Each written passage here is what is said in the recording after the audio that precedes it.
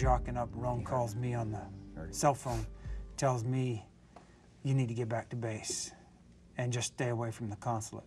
So you tell the case officer, we gotta wrap up this day. Yeah, she's trying to say her goodbyes, and I'm like, we need to go now. And like any good case officer, she's trying to gather information on what's going on. Then I just looked at her and said, you know what, you're in my world now, you need to be quiet, because let me do what I need to do.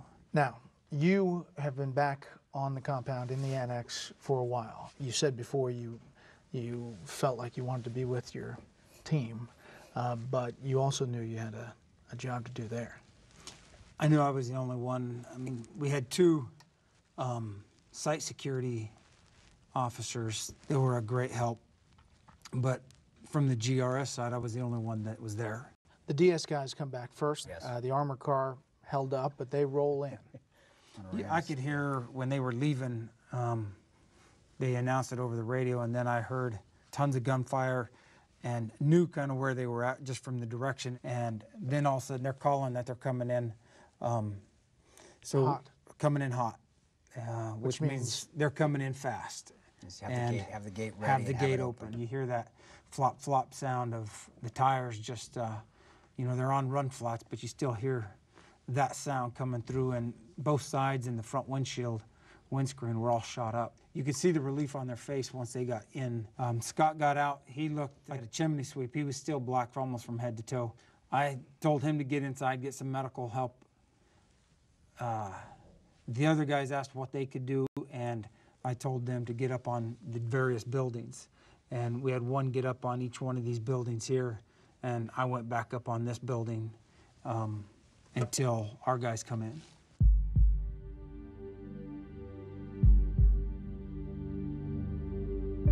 They knew where they needed to go.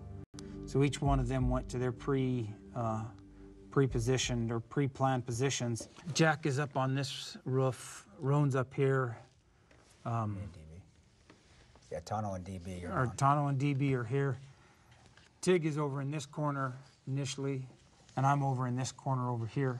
You guys are exhausted. Yeah. Probably. I mean, some of you probably have smoke inhalation, and you're preparing maybe for another fight. But now, we know, just gut feeling we're going to get attacked, and my adrenaline went back up. And so well, it wasn't long after they had showed up, you start hearing tires screeching over in this area. And we started asking over the radio to the TL if Feb 17 is coming over to assist us. And then the response was, they're not sure. So we immediately assumed that anything that's coming in is coming in that are bad guys. I asked the status of the Spectre gunship, and the teamer came across the radio and said, hey, you know, checking on it, and that's the last time that I got an actual answer if we're going to get any support or not. I was expecting at least some kind of air support, even if it was just a flyover by a jet or whatever. Sometimes that's all it takes. It gets the bad guys down. And no doubt that would have been nice. I want to put this back up here just so you can describe what's outside the annex that you're most concerned about. The stockyards. You have stockyards, and this is lot of concealment. There's a lot of bushes and small trees in this area, and this is what we call zombie land, basically, this whole area here. Most of the activity we're hearing is coming over from right at this intersection. Yep. They're starting to stage here in this whole area. This is just a big open parking lot.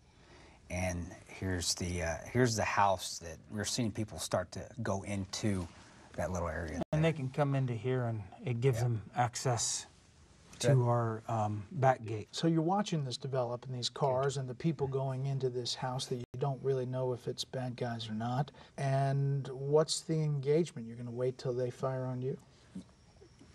Wait until we see action from them that specifies them being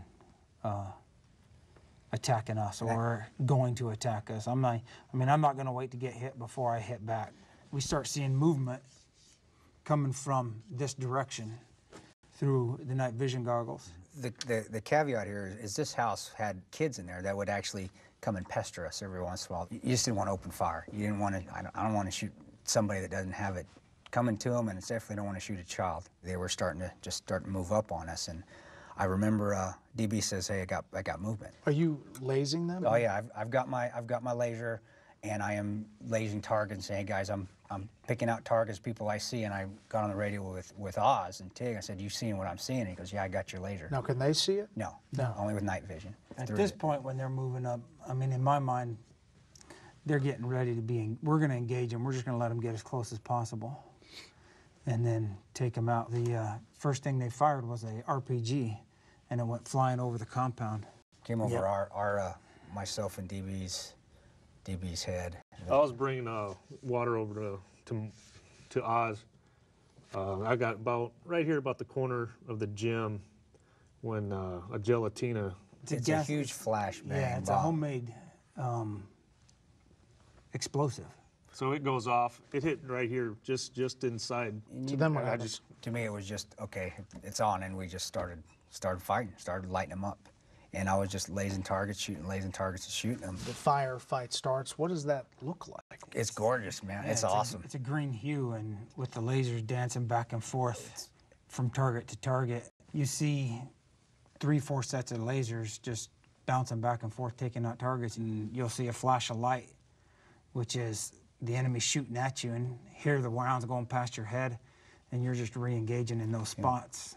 Anybody take a hit? Yeah, me and Tig were up on this, in this corner, and they were trying to shoot out the lights, and secondary from one of the rounds hitting the wall, or one of the lights splattered up into my face and cut me across the top of the bridge of the nose. So you push back. You obviously take down a lot of people, and it stops. To me, and that's how I explain it, it's hey, we won that game. All right, good deal.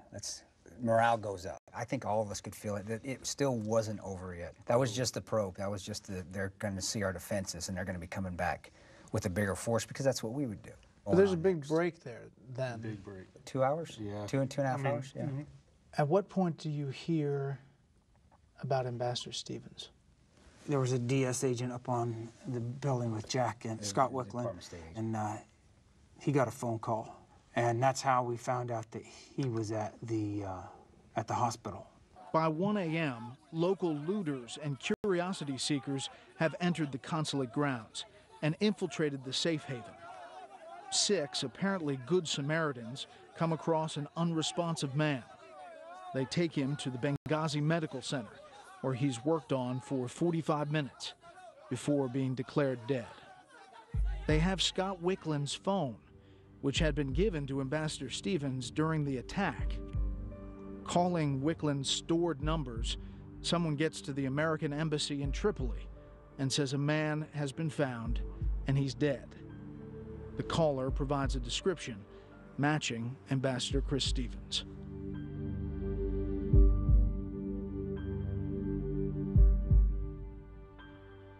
There's a car pulls up and parks right here. A guy comes around from the side of the car, and he's reaching like he's throwing something. And right as he brings his arm back to throw, I engage him. I move and shoot him 2 to 3 times. He goes down, and whatever he threw landed just short of our back gate and exploded, which then engaged. Again, it was The signal. the signal. And this was bigger. I mean, it was a larger force coming through. I mean, there was, I'd say, between 20 cars. And again, we just started engaging the threats as they appeared and taking them out. They were like ducks in a row at a shooting gallery, hitting one guy in the head and dropping. But it's like bursts of fire. But it's not. They were kind of spraying. I mean, they were just constantly spraying. We are doing control bursts. You aim, you shoot. You aim, you shoot. It's not the movies. You don't flip it on fully auto and you go after it, because you can't hit anything. You're aiming a single shot, and you're shooting, shooting, shooting until they turn tail and run. So far you've taken AK fire, you've taken RPG, RPGs. yep. Are you worried that something heavier is coming? Yes. After the second? Second. Yes. You're waiting for a third. Waiting for something bigger.